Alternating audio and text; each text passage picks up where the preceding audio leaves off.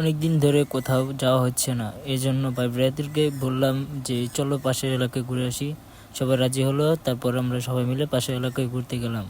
নিজের এলাকা সুন্দর হলো, পাশের এলাকায় গেলাম ঘুরতে।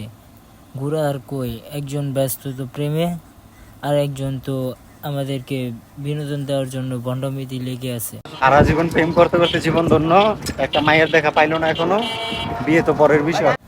যাওয়ার পথে দেখলাম হিন্দু ভাইরা ডোল বাজিয়ে হেঁটে যাচ্ছে, আর কয়েকজন চাচা মিলে বিকেলের আড্ডায় জমে আছে। যেতে যেতে একটা নীরব জায়গা দেখে আমরা দাঁড়ালাম। তারপর সেখানে নেমে সবাই একটু শরীরটা জারা দিলাম। কিন্তু সাকিব তো ভণ্ডামি শ্রেষ্ঠ, ওই ভণ্ডামি করতে আছে আর সবাই মিলে আর ভণ্ডামি দেখতেছে। ভণ্ডামি করতে করতে ওই কোনায় চলে যাচ্ছিল, পরে আমিও উঠে গেলাম। আমি উঠে ওর জন্য অপেক্ষা করতেছিলাম, পরে ও আসতেছিল। আর দেখলাম, জিজ্ঞাসা করলাম কেরম ভণ্ডামি করলি।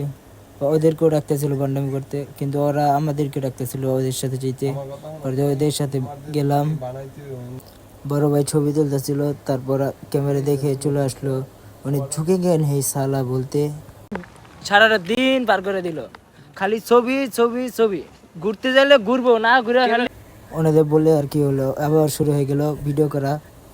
তারপর আর কি করা, ওদেরকে আবার যে আম খেতে খেতে চিল্লালাম, কিন্তু তাও কোনো কাজ হলো না। তারপর আর কি করার, যে ওদের সাথে দেখলাম কি ভিডিও করতেছে, দেখলাম এই ভিডিও করতেছে, উনি একটু হাইটে হাইটে আসতেছে। তারপর কি ভিডিও করছে এটা আবার সাকিবকে দেখাচ্ছে। সাকিবকে দেখা সে বলতেছে, লিটন, আলম ভাই আর আমি মিলে ওদের এই কাহিনী দেখতেছিলাম। হঠাৎ করে কি একটা বলে পুরো আড্ডা জমাই দিল, সবাই হাসতে হাসতে শেষ। শীঘ্রই তুমি কট খেয়ে যাবে ইনশাআল্লাহ, আশাবাদী।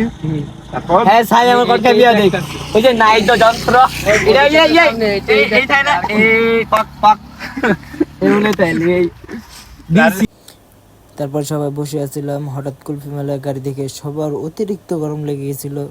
তারপর আলম ভাইকে পাম দিয়ে কুলফি মেলা খেতে চলে গেলাম। তারপর তো আলম ভাই পাম দেখে মহা খুশি, 200 টাকা বের করে দিল।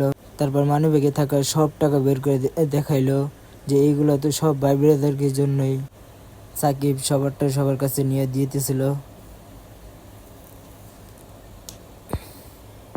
সবার লাস্টে আমারটা আমি নিয়ে তারপরে চলে আসলাম। তারপরে আমরা আর কি কুলফি মেলা খেতে খেতে বাসার দিকে আবার রওনা দিলাম। আবার কখনো দেখা হবে, আজকের জন্য আল্লাহ হাফেজ।